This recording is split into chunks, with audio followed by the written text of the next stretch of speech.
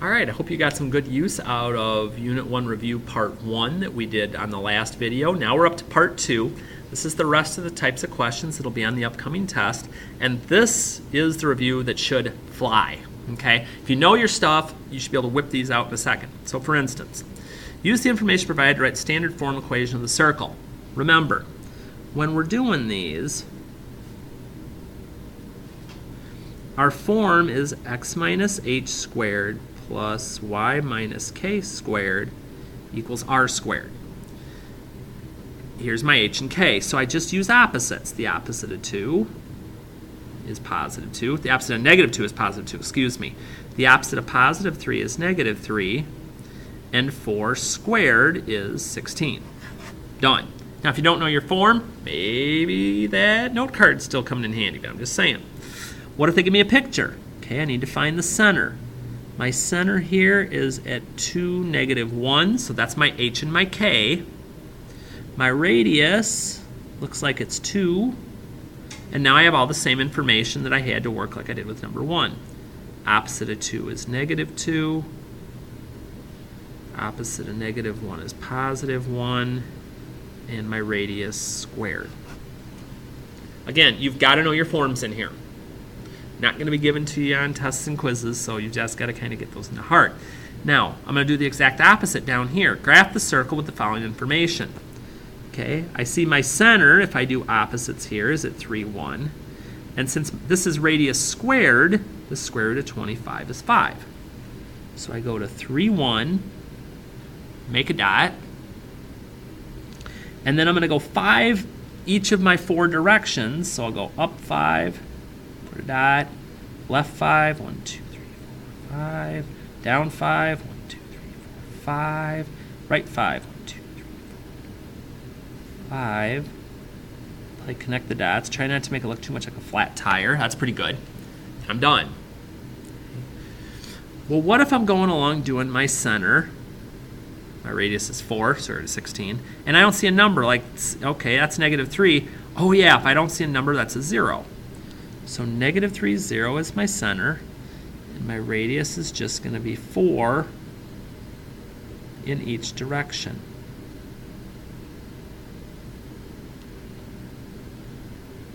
And again, we're trying to make a circle here, not a square or a diamond. So as long as it looks somewhat like a circle, we're okay. Factoring, it just comes back to our breakdowns that we did before and some of those other things like that. Here, if I know my perfect squares, I know right away that's a difference of squares. So 5 times 5 is 25. 7 times 7 is 49. And to get the negative, I need one of each sign. And those signs are interchangeable. If you had minus and then plus, that's perfectly fine. Now, if I get to one like this, now this gets a little more interesting. Because now I've got choices. Like my first pair of numbers could be 8 and 1 or 4 and 2 because they multiply to 8. They both multiply to 8. 15 could be 15 and 1. It could be 3 and 5. I'm just going to start playing with numbers. Here's the one thing I do know, though. Since they multiply to a positive number and they add to a negative, I know both my signs are going to be negative in the middle. So that's about the only hint I have so far. So let's see. Can I find a pair somehow that when I multiply and take their products, take the product sum, I can get 26? Well, let's start with the ones up top here. Okay, so 4 times 3 is 12.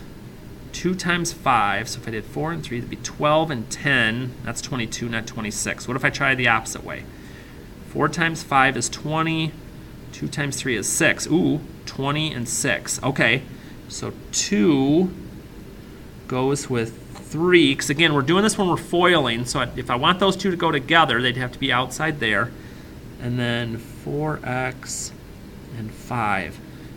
Negative 6x. Negative 20x is negative 26. 2 times 4 is 8. 5 times 3 is 15. Awesome. And sometimes it does. It just comes to playing with them. And if you're more comfortable putting in the parentheses and just writing the numbers out and doing the FOIL until you find what's right, that's okay. Just have a good eraser. Here, we use the golden rule. I know 36 and 9 are both perfect squares. I know. But it's not a difference. And there's something in common I could take out. They each have a 9, they each have an x. 9 times 4 is 36. X times x is x squared. And don't forget about this. You're like, well, it's already there. I know. But to get something back, you multiply it by 1. And I can't factor that anymore because there's no squared term. So that's it as far as that goes. The ones that you used to do probably back in 8th grade with diamonds were multiplying to get the number on the end, adding to get the number in the middle. Multiply to negative 90, add to 1. Well, I know it's going to be a positive and a negative because of the negative product. I know the positive number is going to be bigger to get the positive solution in the middle. I think 10 and 9 will work for me. Positive 10, negative 9, yes. Again, on 9, we're going guess and check. Lucky for me, the first term, 5 and 1 are the only options. Here I got 6 and 1 or 3 and 2. Okay, what do I know? I know I got 1 positive and 1 negative. And I know the negative's got to be bigger, but I can't put them in yet because I don't know what the combination is. So let's see. If I use, this is 5 and 1. Let me do it like I would if I was just doing it in here. So let's say I did 3 and 2. That'd be 15x and 2x is 17x. That's not going to work. Even if I subtracted, that wouldn't work. So let's see. What if I flip them? 3 and 2. 10x and 3x. Ooh, we have some potential here. Okay, so let's see. I want my bigger product to be negative. So 5 times 2. Okay, let's see if this works. 5x squared, yes. Negative 10 and positive 3 is negative 7, yes. 3 minus 2, all right. And here, the big clue, nothing goes into all of them, but these are both perfect squares. I could just guess and check, but this is much faster. What do I square to get my first term? 3x. Square to get my last term, 8. And the sign in the middle is plus. Could I do it doing guess and check like I did with 6 and 9? Absolutely, but again, we like saving time when we can. All right, domain and range. Domain, x values, left to right. For this left is at negative 3.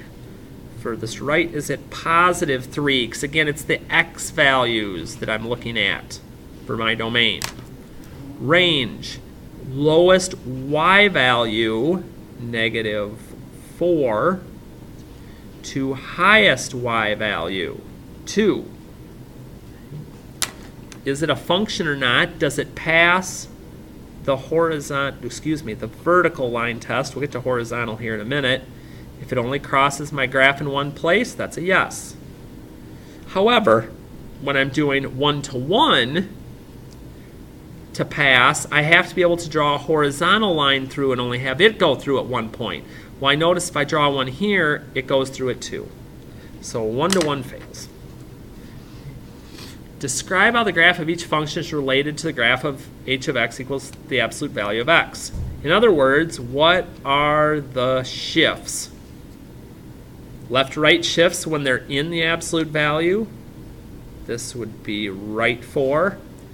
Because again, my form is x minus h plus k. So it's the opposite of whatever I see in there. So normally with minus, you'd think it'd be left. But it's the opposite. That's where it's right. Here, I'm going to be going left 3, because again of the opposite. I'm going to be going down 8, because you notice that's plus k, so we go with that sign. And this one flips because of the negative slope, air quotes, that we have here. But again, it's having a grip because so many of the things have to do with these shifts left and right that we do with these. So then I flip and I go, okay, name the vertex for each equation and graph. Now again, when we're doing it, we just talked about the form here.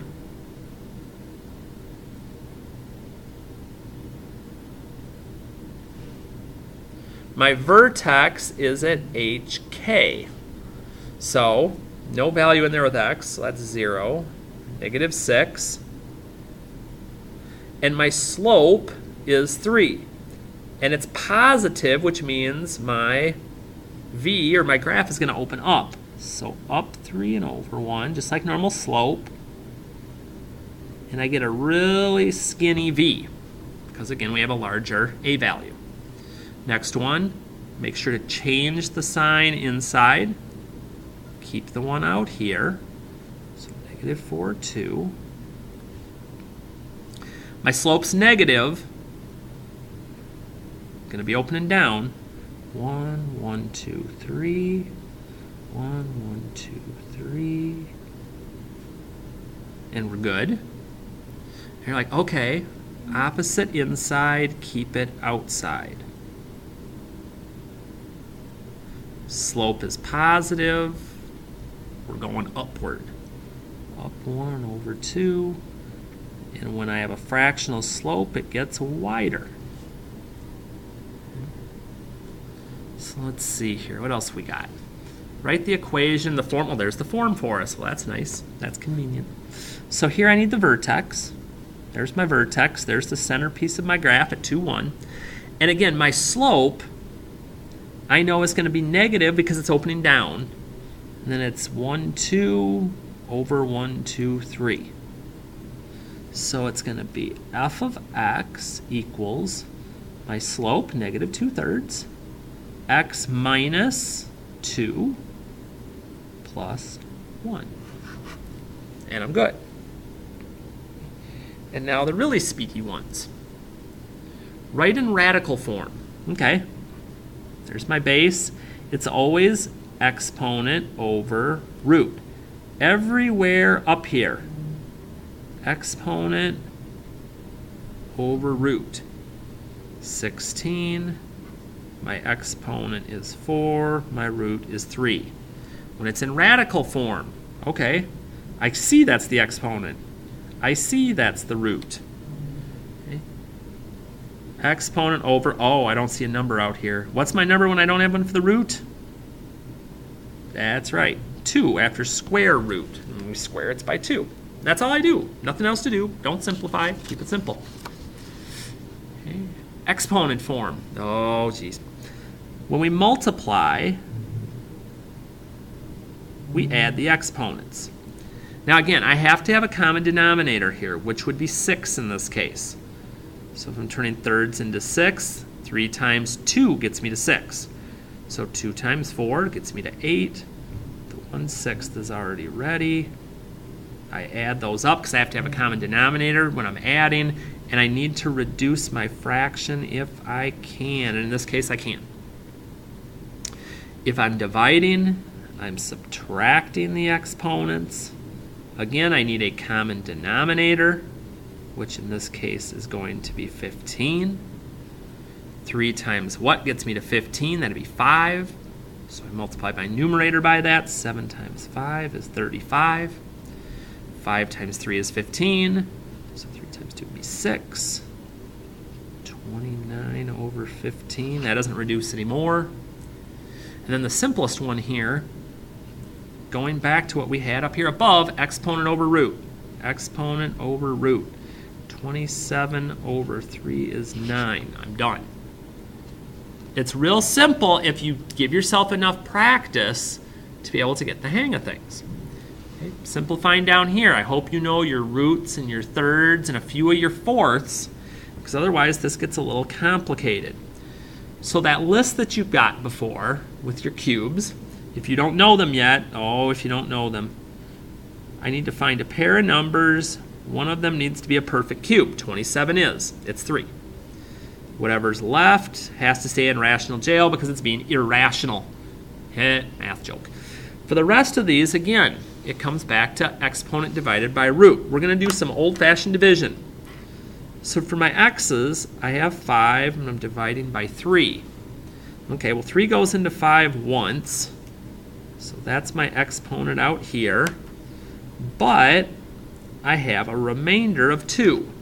Whatever your remainder is your exponent of that variable inside. Okay, same with my y's.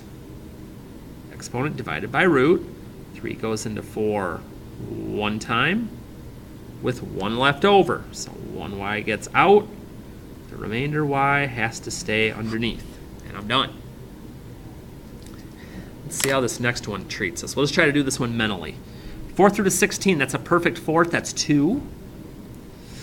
4 goes into 7 one time with a remainder of 3. 4 goes into 5 one time with a remainder of 1. And if you find yourself needing to do the old school long division, do that. It only takes, 5-10 seconds to do, and that way you make sure things are right. Now, 27 to the 4/3 you may do several ways. Some of you may type it into the calculator. That's fine. Some of you may say, well, wait a minute, it's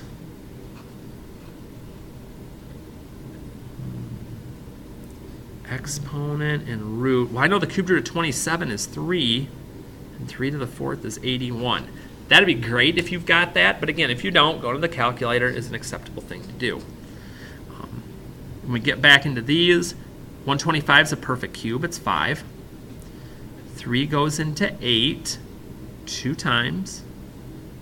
I have 2 left over, because again, 3 goes into 8 twice, that's where this is coming from. My remainder is where that's coming from. 3 goes into 10 3 times with 1 left. I'm good. Okay. 32 is not a perfect 4th root. I got 16 and I got 2. 4th root of 16 is 2. The other 2's left underneath. 4 goes into 5 once with a remainder of 1. 4 goes into 8 twice, and there is no remainder. So done.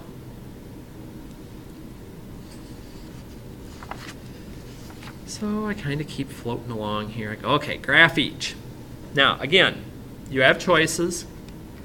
Some of you may decide on this that you are strictly heading straight to a straight to a calculator on this one. That's fine. You can always do square root x plus 3 minus 4. Make sure you close your parenthesis. It'll put the minus 4 into your radical too. So let's see here. We're going to go to the table. Once you start seeing the error messages show up, it's the other values I want. Let me scooch my calculator out of the way here a little bit. So I got -3, -4. I got -2, -3. I've got 1, -2. Do I get one more to put in here? And 6, -1. I like the whole numbers, just because it makes it a little easier to actually see what your graph is doing. Oops, did I just do a boop boop? Yep.